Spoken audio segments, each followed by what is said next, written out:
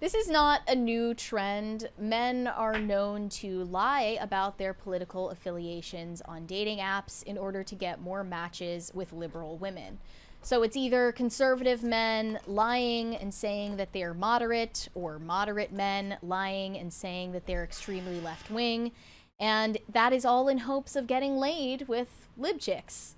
It usually does work out for them, because I think that these liberal women take it at face value when a man says he is a feminist, he supports BLM, he is clued into climate change issues, and all the rest of it, go down the list. But they're starting to wise up to these men's ways. I think it's well overdue. They're like, oh, you like climate change? Name 5 climate scientists. Yeah. One of these women who has wisened up to men lying about their political views online is Maren Morris. She is a failing country star who is trying to rebrand herself post-divorce. She just did an interview with The Cut for her 4th upcoming album, Dreamsicle, which is her newest music since going through a public divorce. Tell me I'm wrong about the resting bitch face, though. She looks like she just smells I would never something tell you bad were all the wrong time. about something like that, Okay. because she She does. does. She have looks a so very mad bad all bitch the face. time. Yeah. She looks annoyed, Yep. aggrieved. Yeah, well, Yeah. she is aggrieved, that's for sure, and that was not something she shied away from talking about in this interview. She started off saying, "I feel like we're going to heal a lot of trauma," referring to her new album. And it's about her coming out as bisexual, getting a tattoo of a martini glass to express her love of martinis. That's very classy. And not documenting what actually happened in her failed relationship, but instead the grief, anger, and sadness that followed, and the vulnerability of putting yourself back out there again. And that's exactly what she did when she downloaded the celebrity dating app Raya and encountered some of these men lying about their political beliefs. So were they celebrities too?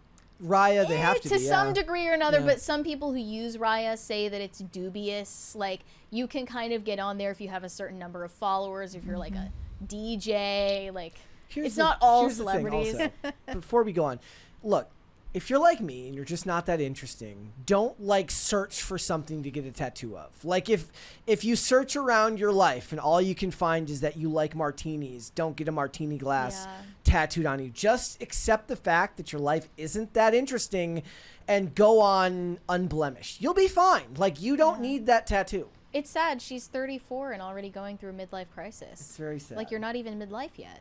What would you say? What is midlife? I mean, you've got to be at least in your 40s before you can have a midlife crisis. so. You can't be in your 30s having a midlife crisis, you know? Because that's just too conservative of an estimate. What's the average lifespan now? It's like 78 or something, Isn't it right? something like that? Yeah. It's like 78. So your midlife crisis is like in your late 30s. Yeah. Well, she's not even in her late 30s yet. She's just in her early 30s. She's in her early 30s and she's already going through it. But yeah, part of Maren Morris's healing journey that she's going through involved re-entering the dating pool and joining Raya, where she is swiping through men and women whenever she's not bogged down with work or co-parenting her 5-year-old.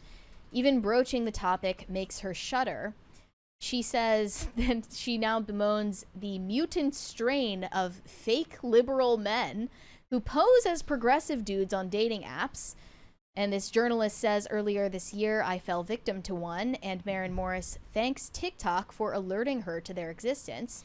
She is also learning therapy concepts like limerence, maladaptive daydreaming, and avoidant attachment styles from Gen Z. Therapy speak has done more damage to Western women than almost anything. It has given a certain level of validity and like linear thought to their neuroses, which just reinforces them for them, rather than being something that they kind of let sit in the back of their brain and hopefully don't let fester or learn to get through. Now they have people affirming them and giving names to them and just making it way worse for everybody. She credits Gen Z TikTokers with helping her detect red flags early and often.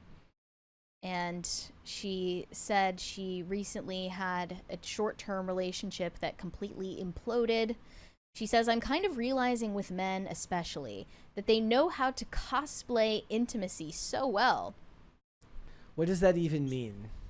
Well, I suppose if you are pretending to have a completely different worldview and set of fundamental values in order to get in someone's pants, you are cosplaying intimacy. Is that intimacy? Is that, I mean, I guess I don't think of like your values as intimacy, You're but completely I guess pretending to be a different person in order to have sex with them. Cosplaying connection, I suppose. Yeah, same difference. And this is a well-known phenomenon amongst liberal women who are on the dating apps and are perpetually single. One of many things that they complain about in the dating sphere is wokefishing, where these men present themselves to be woke, or at least woker than they actually are. This was a term coined by Vice journalist Serena Smith, referring to men who supposedly hold liberal views. They claim to attend Black Lives Matter protests and are aware of the climate crisis. They're pro-LGBTQ+, male feminists. But really, so says Dazed, they're cunts. Their actual opinions tend to emerge weeks, months, or even years into the relationship, which, unsurprisingly, leads to a breakup. Well, that's because early on they just decided that the attraction to having sex with them outweighed their desire to speak on what they actually believe. So they're like, yeah, I can support that for now while the sex is still new. That seems pretty weak. If you're a conservative guy and you're trying to have sex with a bunch of liberal women specifically because you think they're probably easy. It's also a horrible idea if you're trying to actually, like, it's one thing if you're doing it and you're having one night stands, but doing it in a long-term relationship just shows that you have absolutely no ability to think more than like 2 steps ahead. Right, but like, it's gonna also fall like apart. You're not living out your values at all. You're not even trying to. You're just saying like, I'll just use these women because they don't matter because I don't agree with them. I mean, Well, also, everything everything that they're talking about doesn't necessarily equate to conservatism. He could just be some dude who's a centrist. A guy who care. claims to be conservative but is arranging countless hookups from dating apps isn't actually conservative anyway, so there's no love lost from the conservative women. Right, yeah, much of conservatism these days is everyone arguing about who's conservative and who isn't, because in modern times, Trump's big tent has put a bunch of people in the same camp that don't necessarily agree on everything, and very few of them would be what you'd call an actual conservative. I mean, a lot of them are just kind of all of those labels aside, they are lying and knowingly lying. They just think that it's not lying because it's lying by omission most of the time. It's usually not literally a guy like posing in a pink pussy hat saying that he's pro-choice and a feminist and pro-gay and all these other things, trying to get liberal women. Usually what's the case is it's a conservative guy with actual conservative values pretending that he's moderate or a libertarian, which is even more deceptive.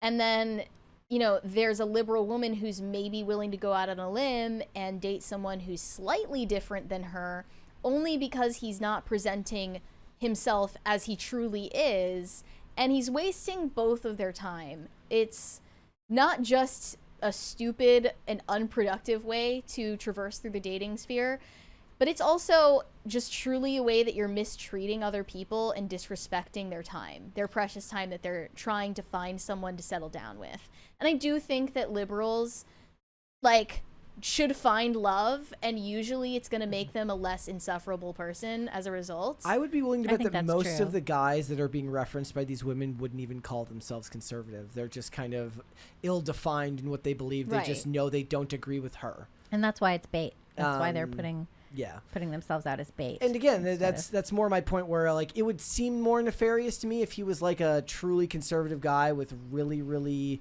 hammered home viewpoints, and he's just, I guess, letting it slide when she talks about all these things he disagrees with. But in these situations, most of the time, the guy probably is like, I don't know about that. And then that's as far as his thought process goes. And then he doesn't argue with her. I don't think that's lying. But then I think it's just really up poor for planning. Failure long term. That's because what I'm saying. if you raise a family with this person, it is going to come up. Like, your political differences will rear their head later on, even if you can avoid the difficult conversation in the short term.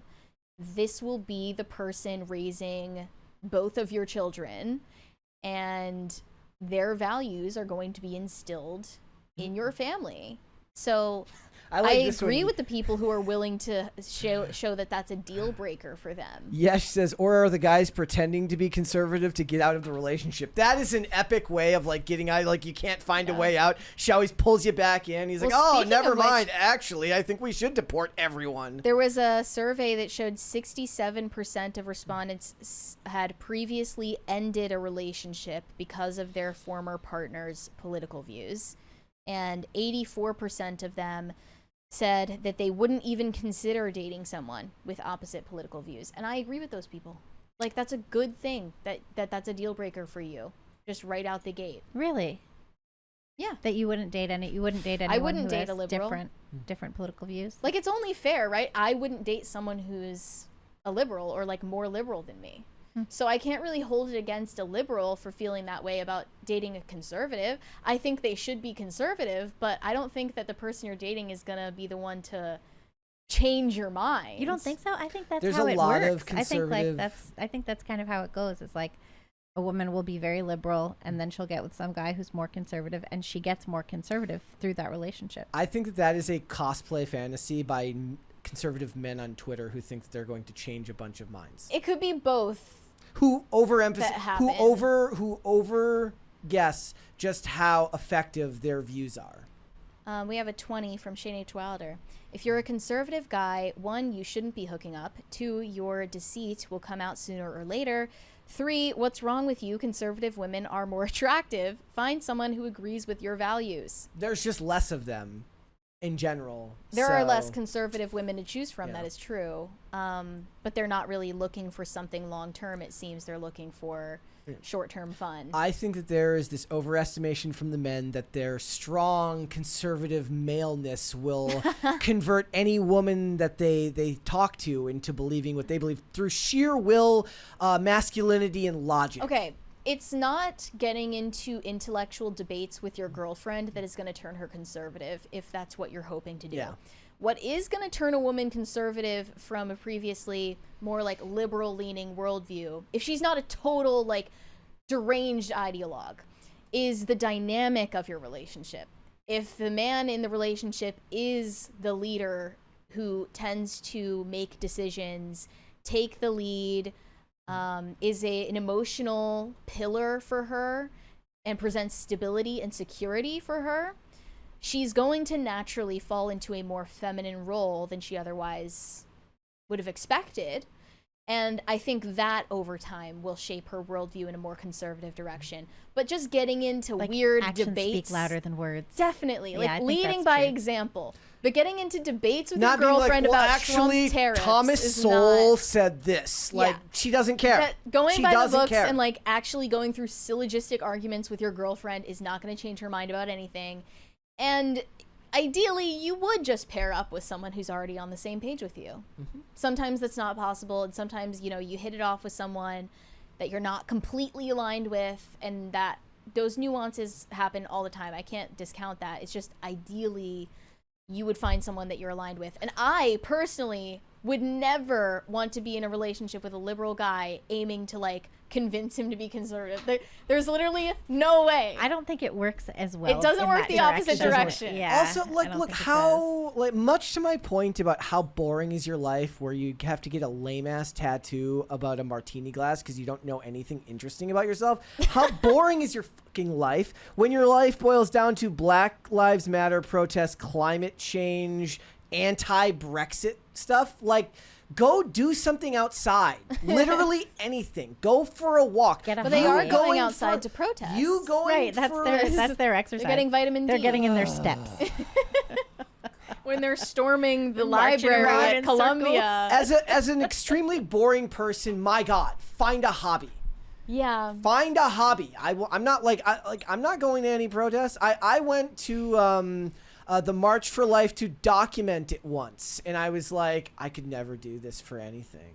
I don't care. Protests are boring. Like, and I was kind of impressed by just how motivated everyone was by that. But that's still, to me, is like, that's like the one issue where I see like a real strong reason why you would why you would go. But in general, most of it's like, am I going to go? It's like people going to protest at Columbia University for stuff going on thousands of miles away. Be more interesting than caring about something that is happening 4,000 miles away. And maybe study for your finals. And maybe graduate. Yeah, graduating makes you kind of interesting. That's not graduate. bad. You're like, okay, so if you're going out and you're meeting somebody, you're like, what's more interesting? Oh, I graduated from Columbia with a degree in this, or I got arrested at a protest once. I feel like the movies make the girl who got arrested more interesting. In the real world, the person who actually finished college with a decent grade point average probably has a better life. But you know who's really interesting? The person who dropped out.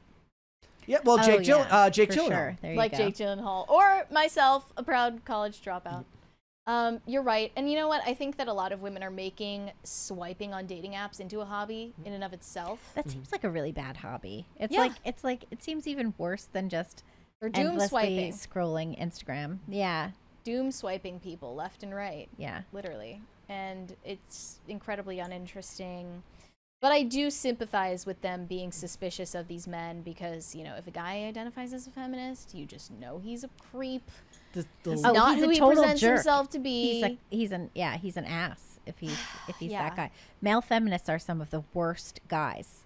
Or worst, like, just people in general. Just terrible. And now we're in a period where you get the opposite reaction to that is all of the people on the right talking about repeal the 19th, which is a reaction. It's funny because I literally want the 19th to be repealed one day. I know it's never going to happen, but I don't even talk about it anymore because it turned into this like cringe talking point. It's pretty cringe all around. Well, Trying to make it all edgy. It's like edgy. It's supposed to be edgy. It's not about being edgy for me. Like, this is just my life.